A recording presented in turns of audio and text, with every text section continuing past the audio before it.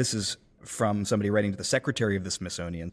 This morning, I learned via the radio news that Archie Bunker's chair was now ensconced in the Smithsonian Institution near George Washington's effects. How silly can you get?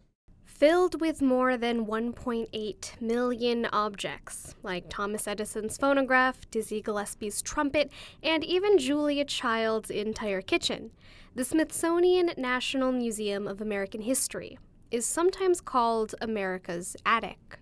With so many artifacts, many of which aren't even on public display, we wondered, how do you decide what's important enough for the general public to learn about?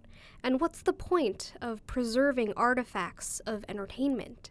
They said, you can just pick things that are interesting to you or that relate to your life. I wasn't looking for things that were necessarily important. I was looking for things that I had a connection to, that I felt excited me, and that I felt like I could have a conversation about, and then sort of move that conversation into a larger conversation about more than just the object itself. That's Aasif Mandvi, actor, comedian, and host of Lost at the Smithsonian, a podcast that explores some of the pop culture artifacts of the National Museum of American History.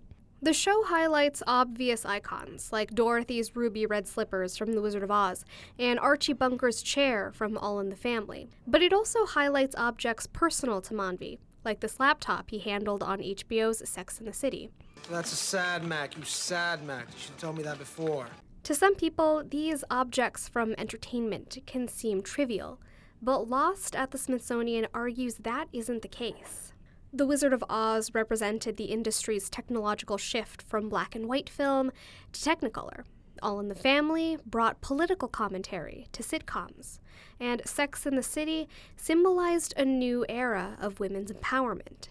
Whether you're talking about political artifacts or entertainment artifacts, whatever artifacts there are in different areas, just preserving artifacts of history is important because they just tell us where we came from, who we are, in many ways, like what we cared about at particular times, and what the narrative of our, human history is. The podcast Lost at the Smithsonian is produced and distributed by the Scripps Washington Bureau and Stitcher.